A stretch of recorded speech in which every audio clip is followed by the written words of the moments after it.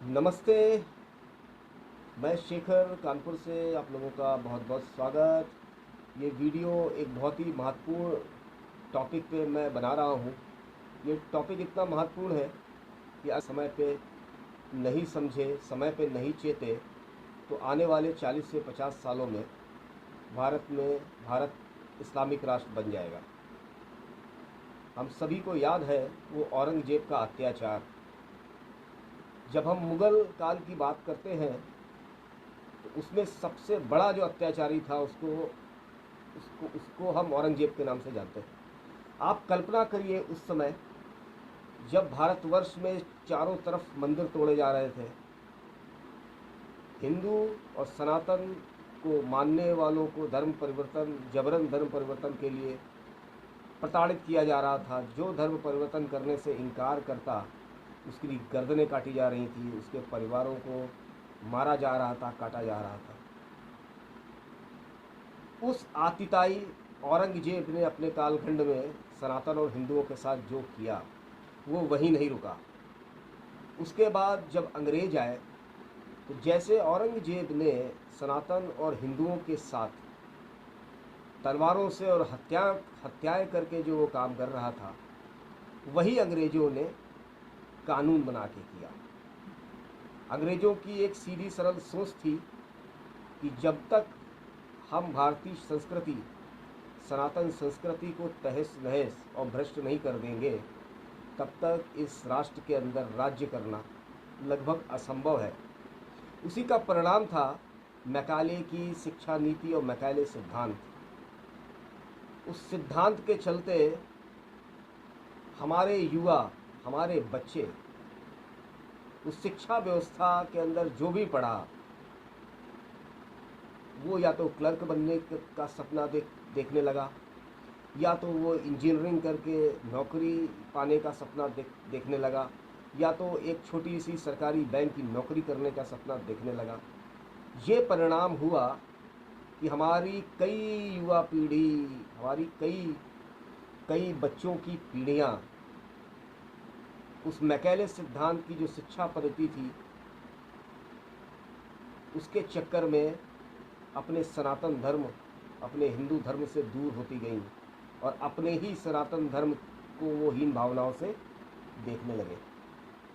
अब ये तो बाहर के आक्रांताओं की बात तो रही, चाहे वो औरंगजेब हो, चाहे वो अंग्रेज हो, उन्होंने अपने अपने तरीके से सनातन को, हिंदू धर्म को नष्ट और भ्रष्ट करने का षड्यंत्र रचा। लेकिन जो ये नहीं कर पाए, उससे खतरनाक जो षड्यंत्र सनातन और हिंदू धर्म इस राष्ट्र के प्रति रचा, वो पिछले 75 सालों से जो हमारे इन काले अंग्रेज़ों ने इस देश के अंदर किया है, इन अंग्रेज़ों के दलालों ने जो इस देश के अंदर किया है, जो सत्ताओं पे बैठे रहे, जितना नुकसान सनातन धर्म और हिंदू धर्म को इन लोगों ने पहुंचाया है मित्रों, वो शायद औरंगजेब या अंग्रेज भी नहीं पहुंचा पाए। और ये भी षड्यंत्र संविधान की आड़ में सनातन और हिंदू धर्म को मानने वालों के साथ किया गया। 1950 में भारत का संविधान बना। उस संविधान में एक आर्टिकल डाला गया, एक अनुच्छेद है आर्टिकल 28, अनुच्छेद 28। उसके तहत भारत में किसी भी सरकारी शिक्षण संस्थाओं को किसी भी प्रकार की मजहबी या धार्मिक शिक्षा देने का अधिकार नहीं होगा। उस समय धर्मनिरपेक्षता की बात चल रही थी, तो सभी भारतीयों को ये लगा चलिए ठीक है, कोई भी शिक्षण संस्थाएं मजहबी या धर्म की शिक्षा नहीं देगा तो इसमें केवल हिंदू ही अकेला नहीं होगा, इसमें मुस्लिम भी होंगे, इसमें ईसाई भी होंगे, इसमें सिख भी होंगे, इसमें जैन भी होंगे, इसमें बौद्ध भी होंगे। फिर किया क्या गया, फिर आर्टिकल 30, आर्टिकल 30 में चुपचाप जो आर्टिकल 28 में लिखा था उससे कुछ वर्गों को चुपचाप बाहर निकाल दिया गया। ये वर्ग कौन थे? ये वर्ग थे मुसलमान, ईसाई, बौद्ध, सिख, जैन। कि ये जो माइनॉरिटीज़ हैं भारत में, जो अल्पसंख्यक हैं, ये अपनी शिक्षण संस्थाएं अपने हिसाब से चला सकते हैं।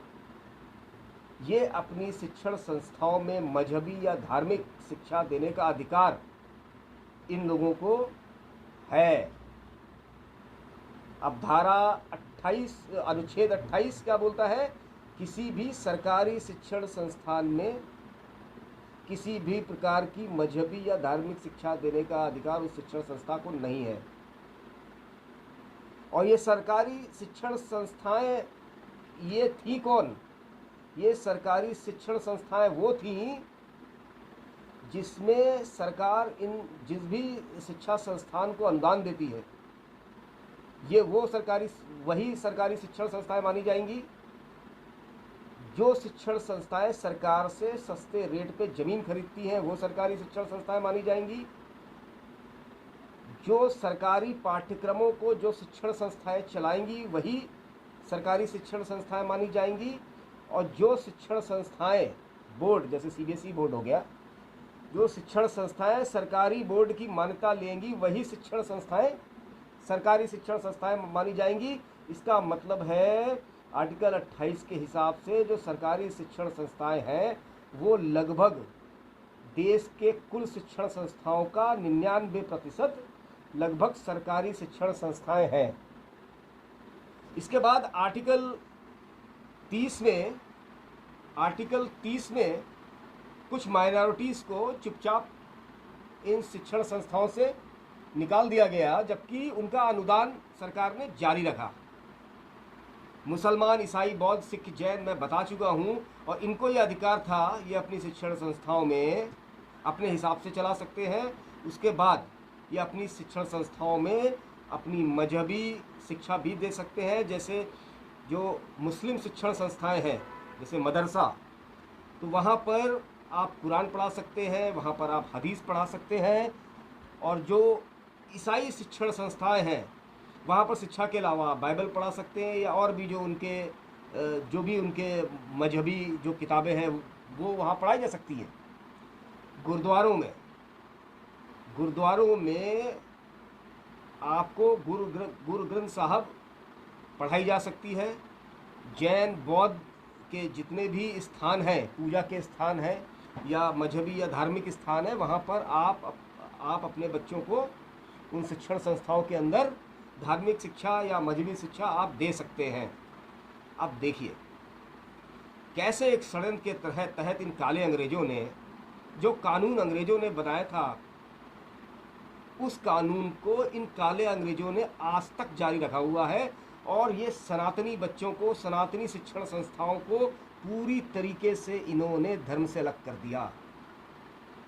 तभी आज ये हालत है। आप देखते होंगे, आप अगर अपनी ओपन आई से देखें तो आपको एक सरदार का बच्चा या सरदार या सिख धर्म को मानने वाला जो होगा वो अपने धर्म के प्रति जागरूक है, उसको अपने धर्म के प्रति गर्व है।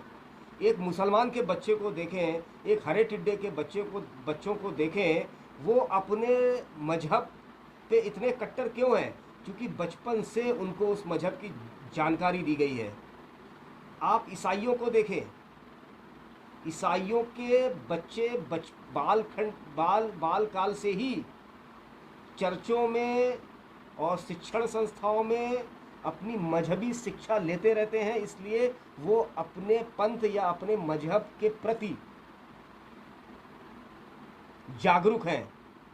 वहीं आप सनातनी और हिंदू बच्चों को देखिए, उनसे जब गीता या रामायण या महाभारत की बात करेंगे तो ज़्यादातर युवाओं या ज़्यादातर बच्चों को ये लगता है कि ये सब व्यर्थ की बातें हैं, इन सब चीज़ों से समय बर्बाद होता है। हमें तो बीटेक करके एक नौकरी मिल जाए, हमें तो बैंक में क्लर्क की नौकरी मिल जाए, हमें तो एक सरकारी नौकरी कैसे भी करके मिल जाए।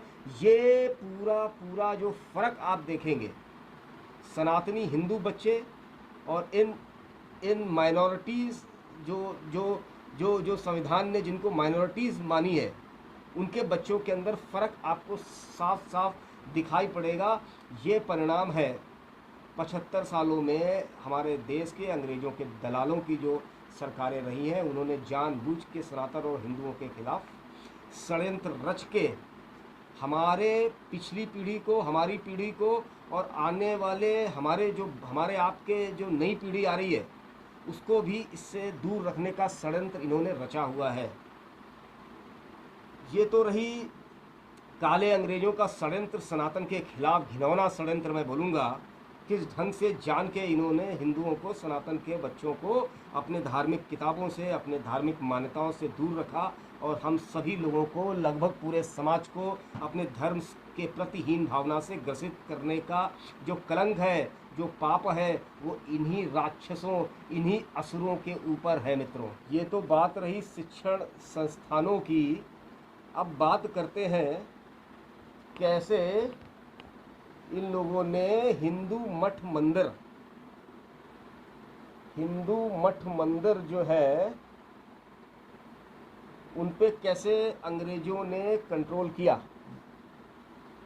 क्योंकि मुगल काल में ये हरे टिड्डे ज़्यादा दक्षिण भारत में नहीं पहुंच पाए, तो अंग्रेज़ों को लगा कि भैया एक काम करते हैं, दक्षिण भारत के जो मंदिर हैं उनके पास अकूत संपदा थी और अभी भी है। तो अंग्रेज़ों को लगा कि ये इस पैसे पे कंट्रोल कैसे करें, क्योंकि इस पैसे पे अगर हमने सनातन के आर्थिक तंत्र को कंट्रोल कर लिया, वहाँ से इनकी आर्थिक लाइन हमने काट दी, तो ये अपने धर्म का प्रचार प्रसार या उसको फैलाने का जो कार्यक्रम है, उसको लोगों तक पहुंचाने का जो इनका कार्यक्रम है, वो बंद हो जाएगा। फिर हम अपनी शिक्षा व्यवस्था डाल के इनके मनों को करप्ट करेंगे। उसके तहत इन्होंने 1863 में एक रिलीजियस इंडाउनमेंट एक्ट बनाया जो आज भी चल रहा है। उसके तहत इन्होंने सनातनी हिंदू मठ मंदिरों पर पूरी तरीके से अपना कंट्रोल कर लिया। इनका प्रबंधन, इनका मैनेजमेंट अंग्रेजों ने अपने हाथ में ले लिया। एक अनुमान के हिसाब से आज भी उस कानून के तहत इस देश में, आज 2022 में हम अभी हैं, आज भी उसी कानून के तहत लगभग अनुमान के हिसाब से 4 लाख जो मंदिर हैं वो राज्य सरकारों के कंट्रोल में है। आप समझिए, चाहे वो हरे टिड्डे हों, उनके जितनी भी मजहबी संस्थाएं हैं वो वही कंट्रोल करते हैं, उन्हीं का मैनेजमेंट है। पैसा जो आता है, जो जाता है, धार्मिक शिक्षा जो वहाँ दी जाती है, सब उनके कंट्रोल में है। ईसाइयों के जो शिक्षण संस्थाएं हैं, उनकी जो भी संस्थाएं हैं, वो सब में कंट्रोल ईसाइयों का है। सिखों की जितनी भी गुरुद्वारे या जो भी संस्थाएं सिखों की हैं, उसमें सब में कंट्रोल सिखों का है। बौद्धों की, जैनों की, ये जितनी भी ये जो कम्युनिटीज़ हैं, इन सब का मैनेजमेंट उन्हीं लोगों के हाथों में है जो इस मजहब या इस धार्मिक व्यवस्था को मानते हैं। और वो जो अर्निंग इन व्यवस्थाओं से होती है, वो पैसा खर्च करते हैं अपने धर्म का प्रचार प्रसार करने के लिए। केवल इस देश की मेजॉरिटी, इस देश के बहुसंख्यकों को ये अधिकार नहीं है। उनके लगभग 4 लाख मठ और मंदिरों पे जो कब्जा है वो राज्य सरकारों का है। एक तो पहले इन्होंने जो आर्टिकल 30 ला के आर्टिकल 28, अनुच्छेद 28 और अनुच्छेद 30 के तहत लगभग सरकारी शिक्षण संस्थाओं में सनातन पर अपनी धार्मिक किताबें गीता, महाभारत, रामायण पढ़ने पर प्रतिबंध लगा के पहले ही रखा था। इन हिंदू मठ मंदिरों पर भी अंग्रेजों ने कंट्रोल करके और बाद में भारत की सरकारों ने कंट्रोल करके, जो इनके खुद के रिसोर्सेज है, जो इनके खुद के मंदिर मठ है, जिनका अपना पैसा है, जिनमें इनका अपना प्रबंधन होना चाहिए, इनको अधिकार होना चाहिए कि जैसे ये हरे टिड्डे मदरसे खोलते हैं, वैसे इन मंदिरों मठों को भी ये अधिकार होना चाहिए कि ये अपने पैसों से भारत में गुरुकुल की पुनर्स्थापना करें। और इन मठों मंदिरों के पास इतना पैसा है कि आप मान के चलिए, जिस दिन ये अधिकार, सरकारी अधिकार ख़त्म होकर मठों मंदिरों के पास में आएंगे और मठ और मंदिर चाहेंगे तो हिंदुस्तान के अंदर पूरे विश्व के अंदर गुरुकुल की बाढ़ आ जाएगी। लेकिन पहले मुगलों ने तलवार के दम पे, उसके बाद अंग्रेज़ों ने कानून के दम पे, उसके बाद 75 साल से, पिछले 75 सालों से जो हमारे अंग्रेज़ों के दल्ले, अंग्रेज़ों के दलाल, ये काले अंग्रेज़, इन्होंने सनातन धर्म के सारे जो रिसोर्स हैं, जिन रिसोर्सों के थ्रू सनातन धर्म, हिंदू धर्म को मानने वालों के बच्चे अपनी धार्मिक पुस्तकों को पढ़ें, गुरुकुल में जाएं, उस पूरी आर्थिक व्यवस्था को चोक करके रखा हुआ है इन लोगों ने। ये चीज़ें हम सबको बहुत गौर से जानने और समझने की ज़रूरत है। आपको जान के हैरत होगी कि जो मठ और मंदिरों की लगभग 4 लाख एकड़ ज़मीन, कितनी, 4 लाख एकड़ ज़मीन राज्य सरकारों के पास में है, और मठ और मंदिर अपनी इस संपदा का उपयोग, आर्थिक उपयोग नहीं कर सकते। और जो मजहब है वो सभी अपनी संपदा का, अपनी इनकमिंग्स का, सबका उपयोग अपने मजहब के प्रचार प्रसार के लिए कर सकते हैं। और आपको जान के अचरज होगा, इस देश में डिफेंस के पास सबसे बड़ा लैंड बैंक है, सबसे ज़्यादा ज़मीन डिफेंस के पास में है। उसके बाद सेकंड नंबर पे रेलवे के पास ज़मीन है, तीसरे नंबर पे वक्फ बोर्ड के पास ज़मीन है। वक्फ बोर्ड को मुगलों से लेके, अंग्रेज़ों से लेके, कांग्रेस से लेके, 75 साल से काले अंग्रेज़ों से लेके इस देश को लूटने की खुली छूट दे के रखी हुई है। आखिर ये वक्फ बोर्ड की ये तीसरे नंबर का लैंड बैंक इन हरे टिड्डों के पास आया तो आया कैसे? और ये सब मुगल काल में नहीं हो रहा था, ये सब अंग्रेज़ों के समय नहीं हो रहा था, ये आज़ाद भारत में हो रहा था और आज़ाद भारत में हो रहा है। इसीलिए मैं आपसे बोल रहा हूँ, औरंगजेब ने जो किया वो समझ में आता है, अंग्रेज़ों ने जो किया वो समझ में आता है, लेकिन जो अपने लोगों ने इस देश के साथ में, इस सनातन धर्म के साथ में और जो हिंदुओं के साथ में किया है वो समझ में नहीं आता है।